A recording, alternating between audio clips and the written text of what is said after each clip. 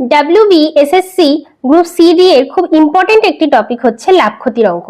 আজ তোমাদের সামনে খুবই ইম্পর্টেন্ট একটা লাভ ক্ষতির অঙ্ক শেয়ার করতে চলে এসেছি। দেখো কোশ্চেনে কি বলেছে, একটি বস্তু 12% লাভে বিক্রি করা হয়েছে। যদি বস্তুটি আরো 33 টাকা বেশি দামে বিক্রি করা হতো তবে লাভ 14% হতো।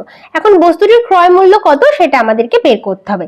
এবার এরকম কোশ্চেন পেলে যখনই দেখবে কোশ্চেনে দুটো লাভের কথা বলেছে, তখন তোমরা কি করবে, এই দুটো লাভকে কি করবে, বিয়োগ করবে। মানে 14% থেকে 12% বিয়োগ করলে কত হচ্ছে, 2%। আর 2% কার সমান হতে হবে, এই যে 33 টাকাটা বলেছে এই 33 টাকার সমান হতে হবে।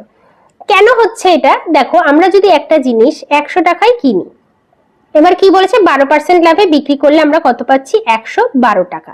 আরো 33 টাকা বেশি দামে যদি এটাকে আমরা বিক্রি করি তাহলে আমার কত টাকা আসছে, 114 টাকা। এই 114 টাকাকে যদি 112 দিয়ে বিয়োগ করি সেটা কার সমান হচ্ছে, 33 টাকার সমান হচ্ছে। তাই আমরা এখানে অঙ্কটা তাহলে সোজা অঙ্কে আসি, বলেছে বস্তুটির ক্রয় মূল্য বের করতে হবে।